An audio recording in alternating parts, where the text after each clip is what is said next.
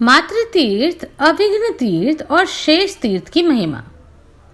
ब्रह्मा जी कहते हैं, गौतमी के तट पर मातृ तीर्थ के नाम से विख्यात जो उत्तम तीर्थ है वह मनुष्यों को सब प्रकार की सिद्धि देने वाला है। जीव उसके स्मरण मात्र से समस्त मानसिक चिंताओं से मुक्त हो जाते हैं। पूर्व काल में देवताओं और असुरों के बीच बड़ा भयंकर संग्राम छिड़ा था। उस समय देवलोक दानवों को परास्त ना कर पा रहे थे। तब मैं उस देवताओं के साथ शूलपाणी भगवान शंकर के पास गया और हाथ जोड़कर नाना प्रकार के वाक्यों द्वारा उनका स्तवन करने लगा। महेश, जिस समय संपूर्ण देवताओं और असुरों ने एक दूसरे से सलाह करके समुद्र का मंथन किया, उसमें से एक कालकूट विष निकला। उसे खा लेने में आपके सिवाय दूसरा समर्थ हो सकता था? नहीं ना। जिसके सामने दूसरे देवता मस्तक झुकाते हैं तथा जो केवल फूलों की मार से तीनों लोकों को अपने अधीन करने में समर्थ है, वही कामदेव जब आप पर आक्रमण करने चला तब स्वयं ही नष्ट हो गया। अतः आपसे बढ़कर शक्तिशाली कोई दूसरा है क्या? यह स्तुति सुनकर भगवान शंकर प्रसन्न हो गए और बोले, देवताओं, बतलाओ क्या चाहते हो? मैं तुम्हें अभीष्ट वरदान दूंगा। देवता बोले, वृषभध्वज, हम पर दानवों की ओर से बड़े भारी भय उपस्थित हुए हैं। आप वहां चलकर शत्रुओं का संहार और देवताओं की रक्षा करें। प्रभो, हम आपसे सनात हैं। देवताओं के इतना कहते ही भगवान शंकर उस स्थान पर आए जहां दैत्य युद्ध के लिए खड़े थे। वहां दैत्यों का शंकर जी के साथ घमासान युद्ध छिड़ गया। दैत्य इधर उधर भागने लगे।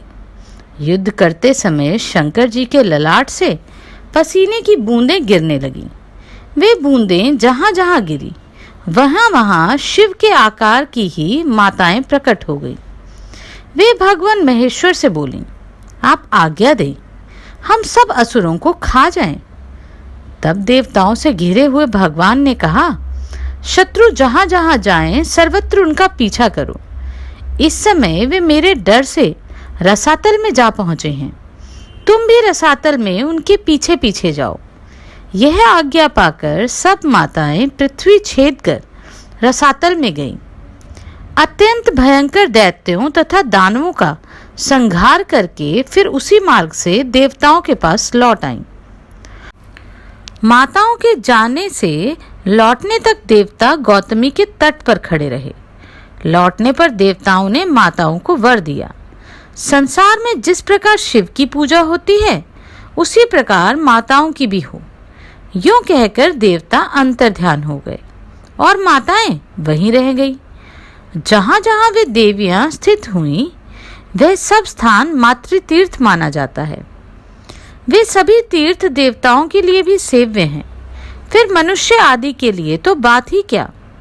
शिवजी के कथनानुसार उन तीर्थों में किया हुआ स्नान, दान और तर्पण सब अक्षय होता है। जो मनुष्य मातृ तीर्थों के इस उपाख्यान को प्रतिदिन सुनता, स्मरण रखता और पढ़ता है, वह दीर्घायु और सुखी होता है।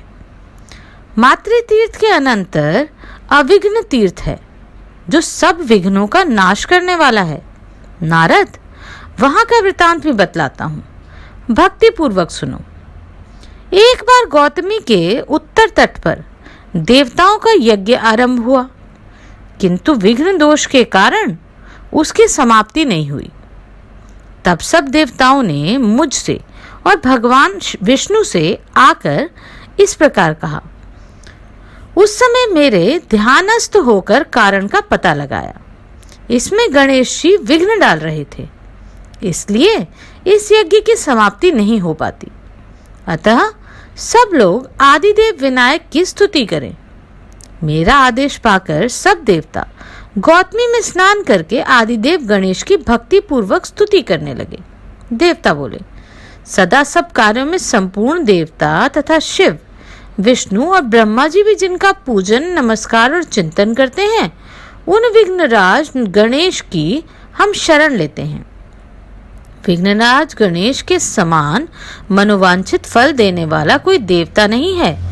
ऐसा निश्चय करके त्रिपुरारी महादेव जी ने त्रिपुरवध के समय पहले उनका पूजन किया था, जिनका ध्यान करने से संपूर्ण देहधारियों के मनोरथ पूर्ण हो जाते हैं।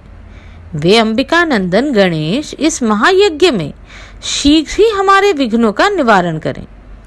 देवी पार्वती के चिंतन मात्र से ही गणेश जी जैसा पुत्र उत्पन्न हो गया। इससे संपूर्ण जगत में महान उत्सव छा गया है।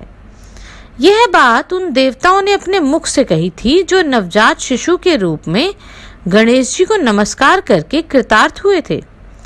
माता की गोद में बैठे हुए और माता के मना करने पर भी उन्होंने पिता के ललाट में स्थित चंद्रमा को बलपूर्वक पकड़कर उनकी जटाओं में छिपा दिया। वह गणेश जी का बाल विनोद था।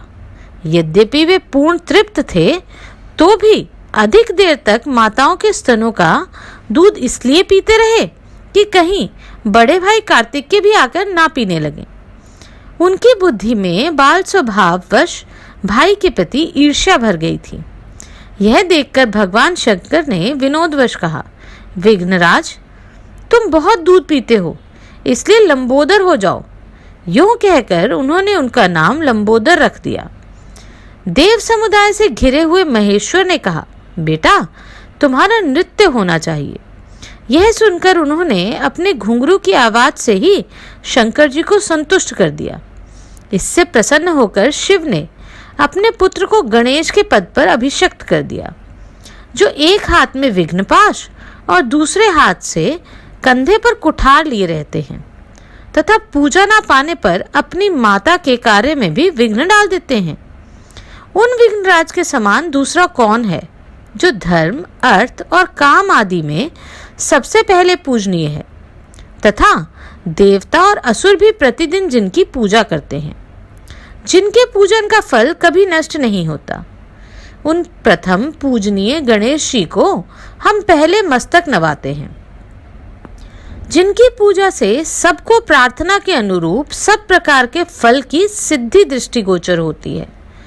जिन्हें अपने स्वतंत्र सामर्थ्य पर अत्यंत गर्व है, उन बंधु प्रिय मूषक वाहन गणेश जी की हम स्तुति करते हैं, जिन्होंने अपने सरस संगीत, नृत्य, समस्त मनोरथों की सिद्धि तथा विनोद के द्वारा माता पार्वती को पूर्ण संतुष्ट किया था। उन अत्यंत संतुष्ट हृदय वाले श्री गणेश की हम शरण लेते हैं।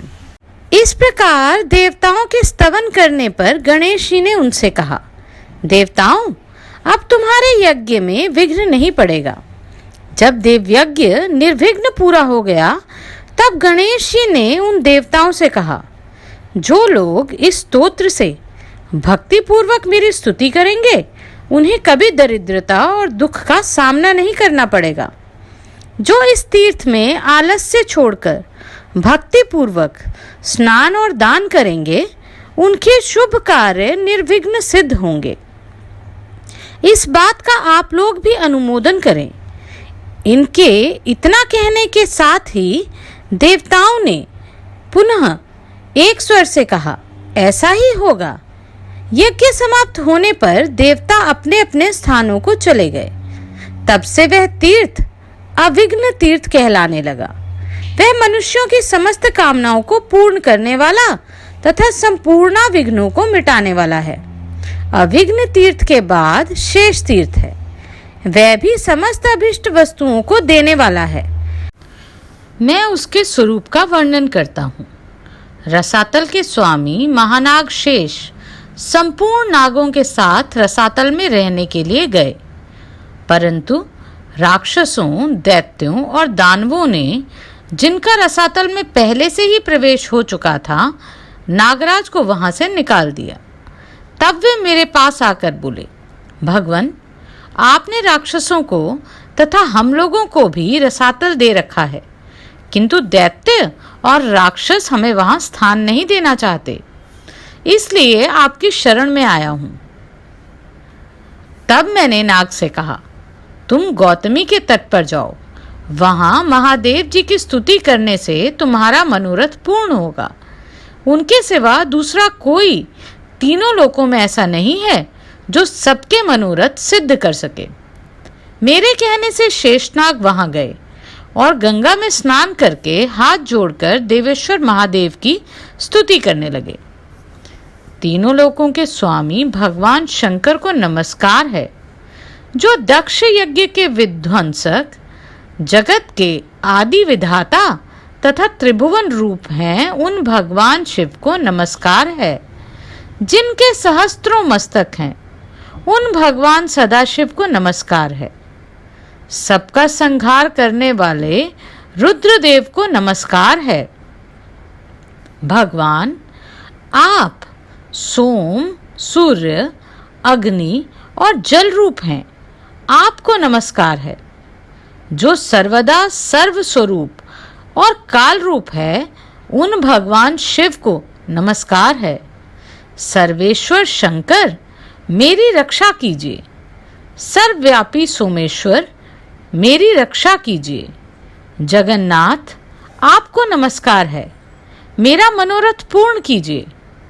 इस स्तुति से प्रसन्न होकर महेश्वर ने नागराज को मनोवांछित वर दिया, जो देवताओं से शत्रुता रखने वाले दैत्य, दानव तथा राक्षसों के विनाश में सहायक था। भगवान ने शेषनाग को शूल देखकर कहा, इससे अपने शत्रुओं का संहार करो। भगवान शिव की यह आज्ञा पाकर शेषनाग सर्पों के साथ रसातल गए। वहां उन्होंने शूल से अपने शत्रु दैत्य, दानव तथा राक्षसों का वध किया और फिर भगवान शेषेश्वर का दर्शन करने के लिए वे गौतमी तट पर लौट आए। नागराज जिस मार्ग से आए थे, उसमें रसातल से वहां तक छेद हो गया था। उस बिल से गौतमी गंगा का अत्यंत पुण्यदायक जल पाताल गंगा में जा मिला। इस प्रकार उन दोनों का संगम हुआ। भगवान शेषेश्वर के सामने एक विशाल कुंड बनाकर शेषनाग ने उसमें हवन किया। उस कुंड में सदा अग्निदेव स्थित रहते हैं। उसमें गंगा के जल का संगम होने से वह जल गर्म हो गया। महायशस्वी शेषनाग महादेव जी की आराधना करके पुनः अपने अभिष्ट स्थान रसातल में चले गए। तब से वह तीर्थ नाग तीर्थ एवं शेष तीर्थ के नाम से प्रसिद्ध हुआ। वह संपूर्ण अभिष्ट वस्तुओं को देने वाला, पवित्र तथा रोग और दरिद्रता का नाशक है। उससे आयु एवं लक्ष्मी की भी प्राप्ति होती है। वह पवित्र तीर्थ स्नान और दान से मोक्ष देने वाला है। जो मनुष्य इस प्रसंग का भक्ति पूर्वक श्रवण, पाठ अथवा मनन करता है, उसकी सब कामनाएं पूर्ण होती हैं। जहाँ शेषेश्वर तीर्थ है, जहाँ शक्ति प्रदान करने वाले भगवान शिव हैं, वहाँ गौतमी के दोनों तटों पर 2100 तीर्थ हैं, जो सब प्रकार की संपत्ति देने वाले हैं।